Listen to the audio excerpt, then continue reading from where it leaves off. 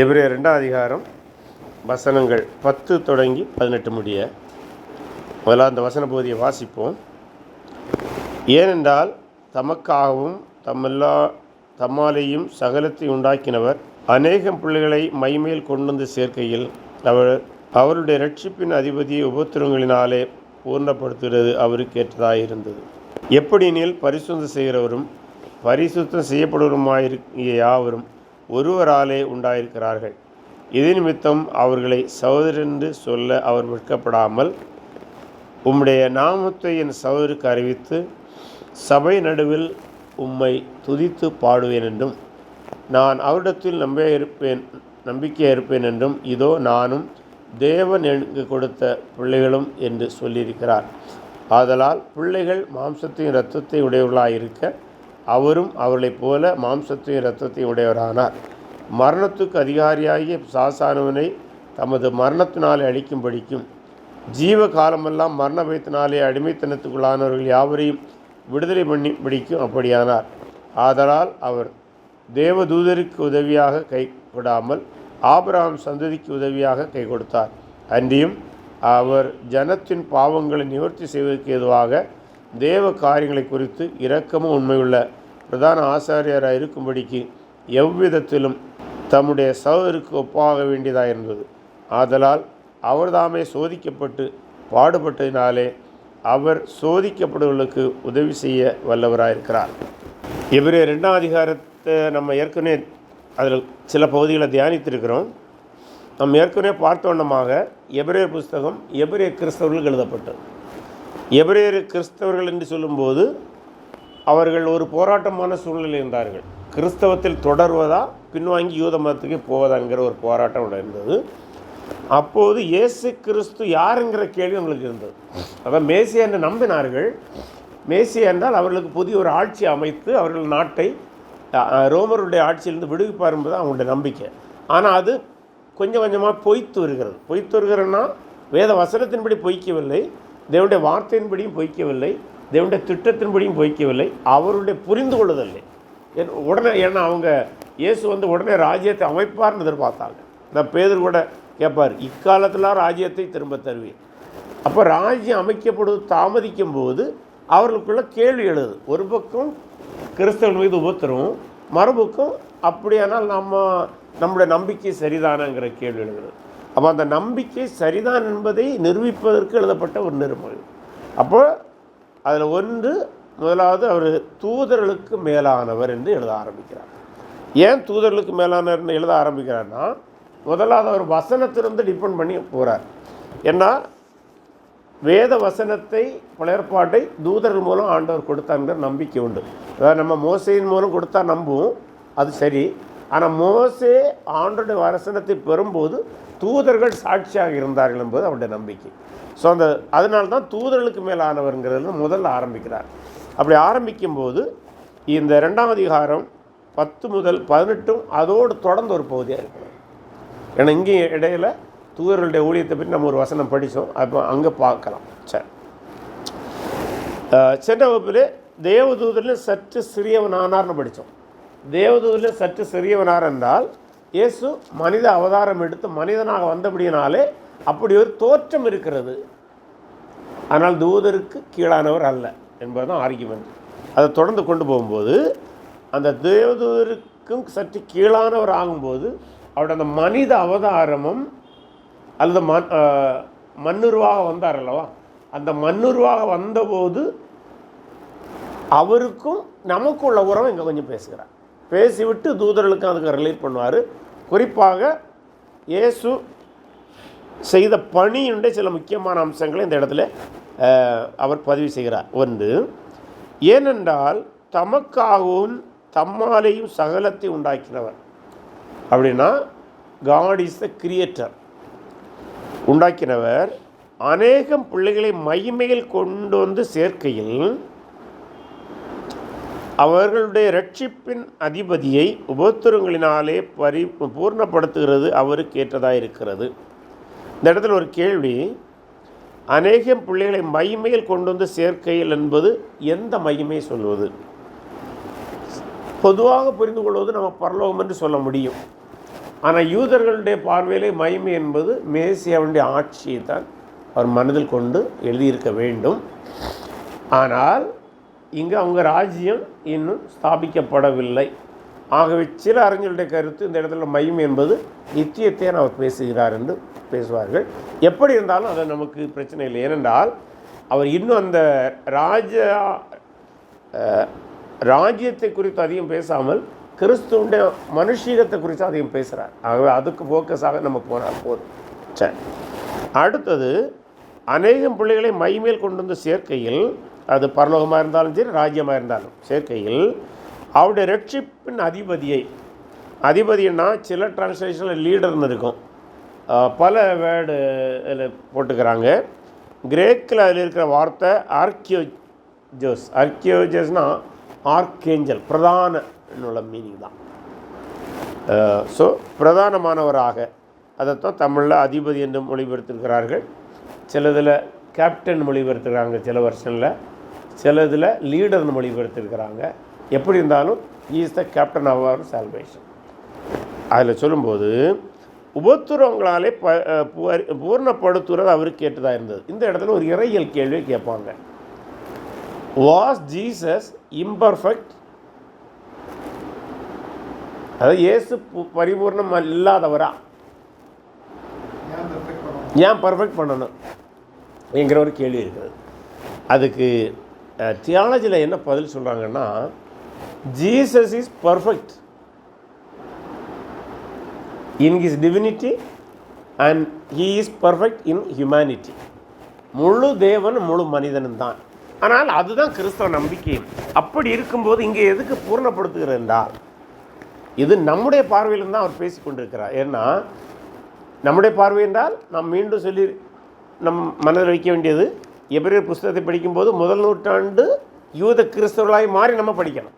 அப்படியா தான் இதை புரிய முடியும். ஏன்னா இப்போ அவர்களுக்கு டவுட் என்னென்னா, இவர் தானா மேசியா, இவர் தானா லீடருங்கிற கேள்வி இருக்குல்ல. அப்போது அவங்களுக்கு ஒரு கேள்வி உண்டு, மேசியா துன்பப்படுவாரா? ஏன்னா he is king and he is God also. அப்போ எப்படி துன்பம்?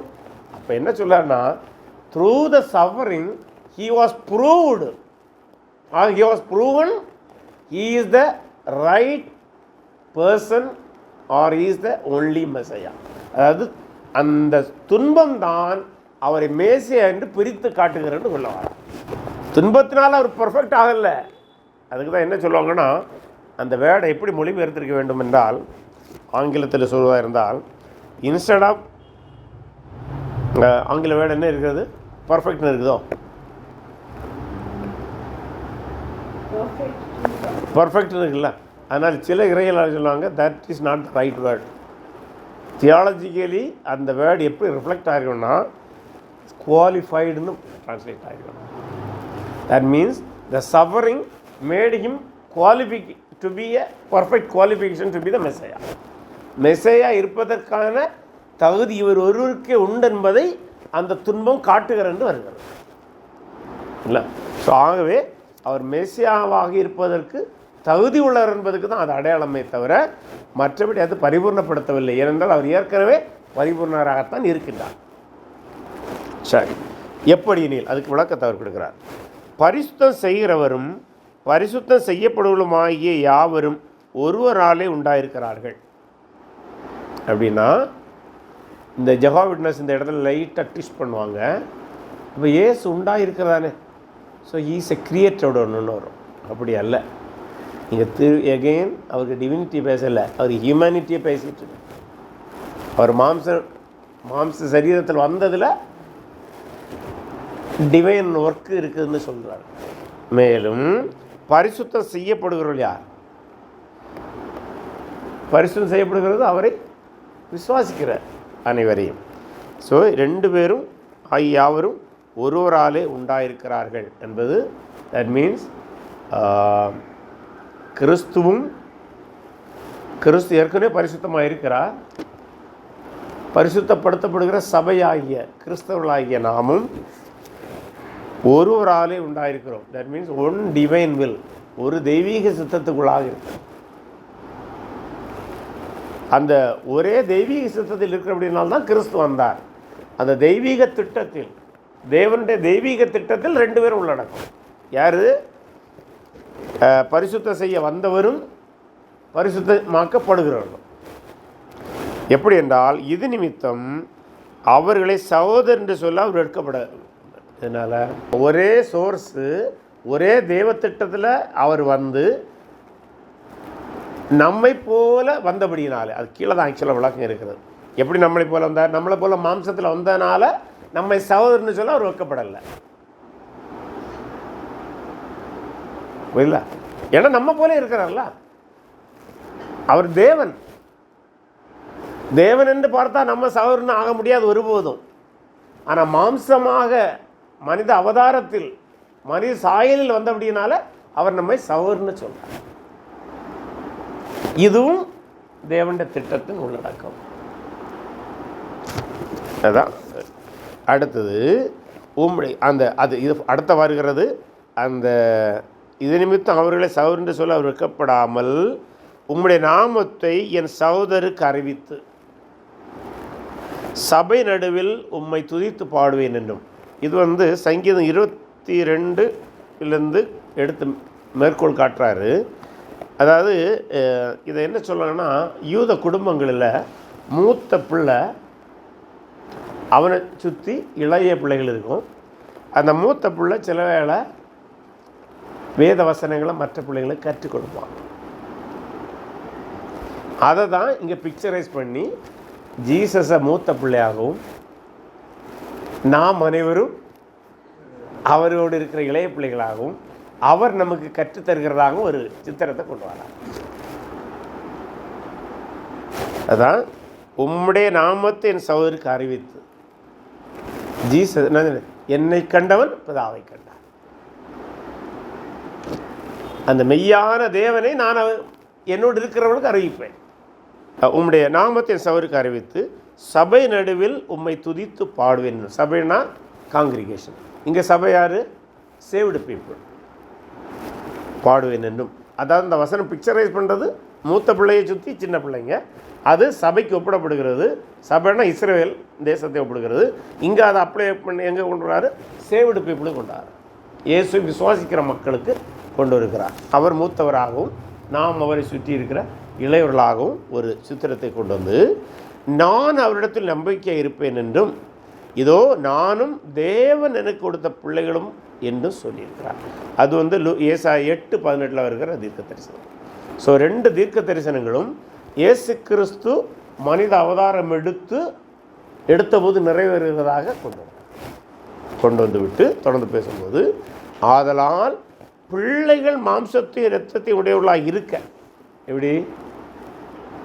தேவனுடைய பிள்ளைகள் மாம்சத்தையும் இரத்தத்தையும் உடையவர்களாக இருக்க, அவரும் அவர்களைப் போல மாம்சத்தையும் இரத்தத்தையும் உடையவரானார். அவரும் அவர்களைப் போல மாம்சத்தையும் இரத்தத்தையும் உடையவரானார். அது எதற்கென்றால், அதில் இன்னொன்று, மரணத்துக்கு அதிகாரியாகிய பிசாசானவனை தனது மரணத்தினாலே அழிக்கும் படிக்கும். அதை நம்ம தமிழில் ஒரு பழமொழி உண்டு, முள்ளை முள்ளால் தான் எடுக்கணும் அப்படின்னு ஒரு பழமொழி. அதுபோல் மரணத்தை மரணத்தினாலே பரிகரிக்கின்றார், மரணத்தை மரணத்தினாலே ஜெயிக்கின்றார். அதை என்ன சொல்லுவாங்கன்னா, ஒரு கேள்வி கேட்பாங்க, அப்போ பிசாசு தான் மரணத்துக்கு அதிபதியா? அது என்ன சொல்லணும்னா, அந்த வேர்டு ஹி டிமாண்ட்ஸ் டெத்து. மரணத்தை அவன் விரும்பிக் கொண்டே இருக்கின்றான், கேட்டுக்கொண்டே இருக்கின்றான்.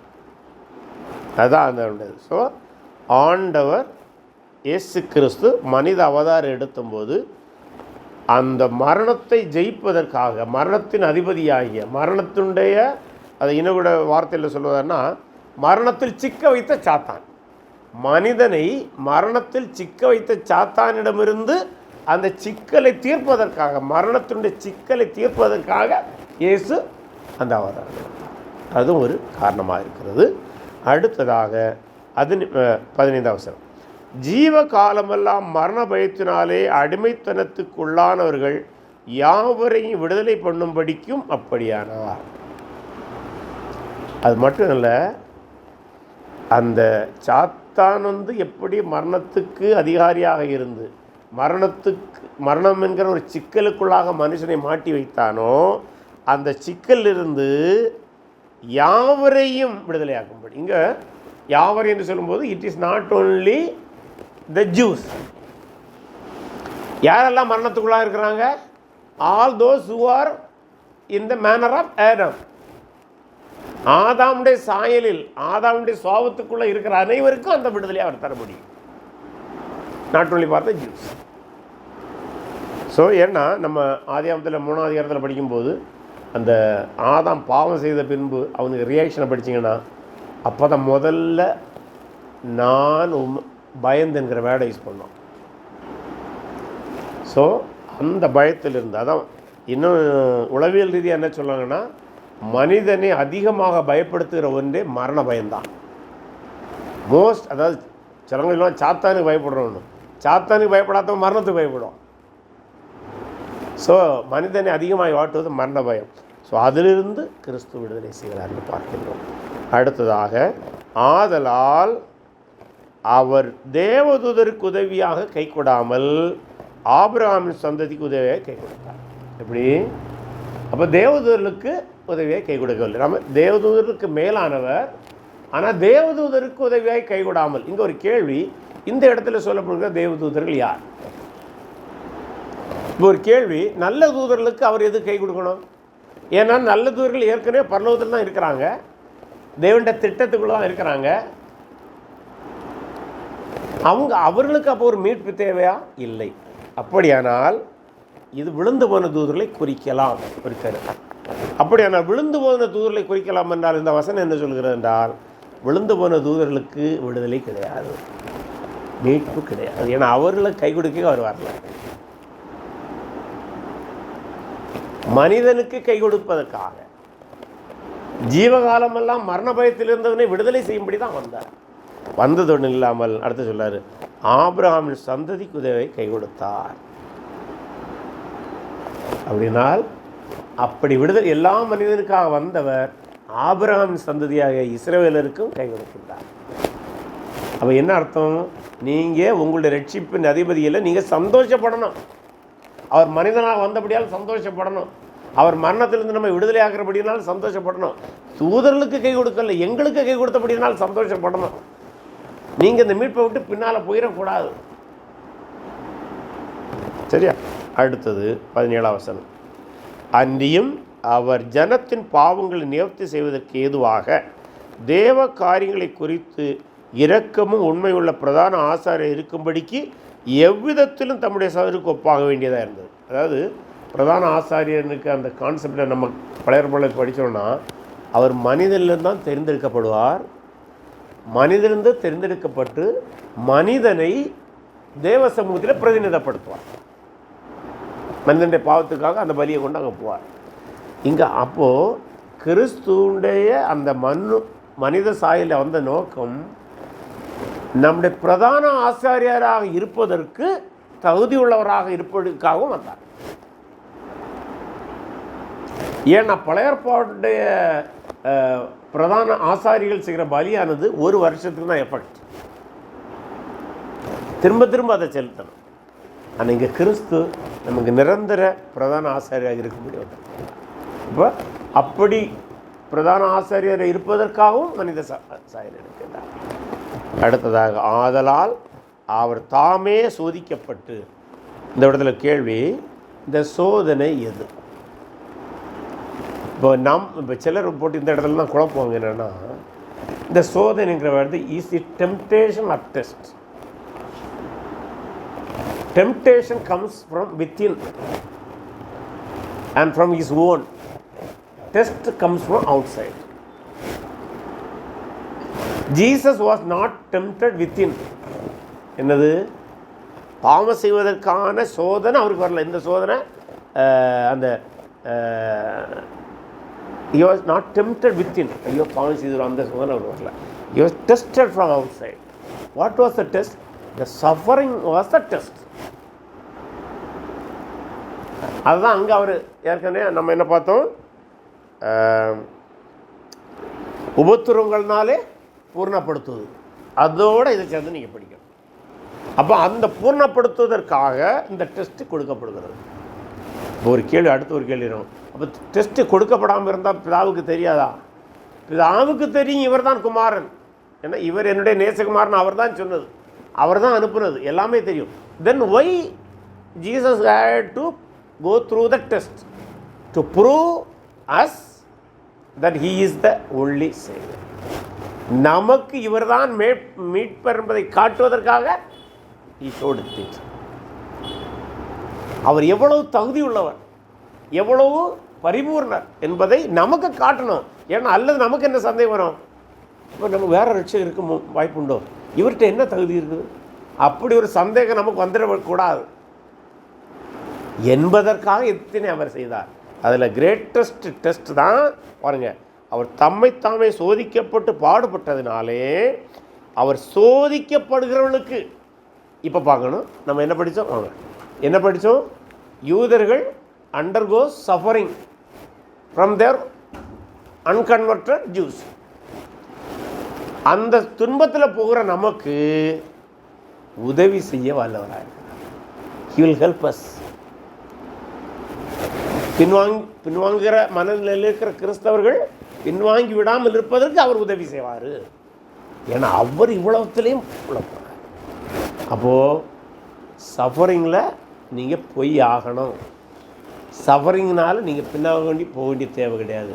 சஃபரிங்கில் நீங்கள் போகிறதுனால அவர் உங்களை அவரே நீங்கள் பார்த்து கொள்ள வேண்டும். பாருங்களேன், ஆதலார் அவர்தாமே சோதிக்கப்பட்டு பாடுபட்டதினாலே அவர் சோதிக்கப்படுவர்களுக்கு உதவி செய்ய வல்லவராக இருக்கிறார்.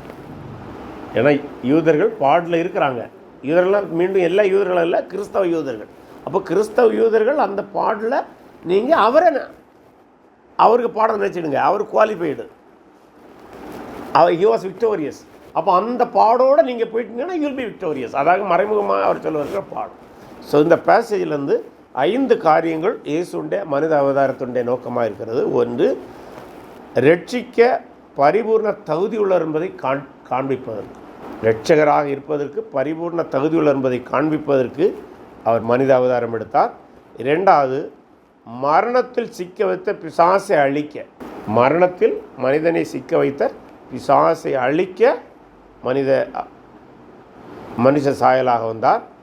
அடுத்தது 3வது, மரண அடிமைத்தனத்திலிருந்து விடுவிக்க, மரண அடிமைத்தனத்திலிருந்து விடுவிக்க அப்படி வந்தார். 4வது, பாவ நிவர்த்தி செய்வதற்காக மனித அவதாரம் எடுத்தார். 5வது, உண்மையுள்ள ஆசாரியராக இருப்பதற்கு மனித அவதாரம் எடுத்தார்.